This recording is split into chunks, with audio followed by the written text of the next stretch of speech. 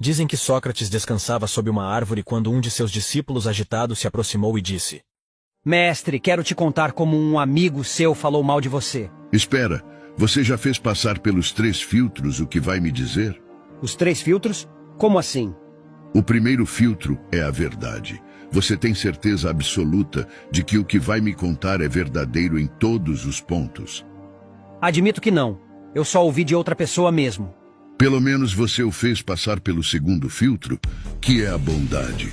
O que você quer me dizer é pelo menos bom? Não, na verdade não é. Então vou te propor o terceiro e último filtro.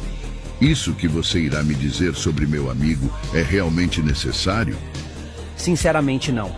Só causará prejuízos e prejudicará sua reputação. Se não é verdadeiro, nem bom, nem necessário, não merece ser ouvido.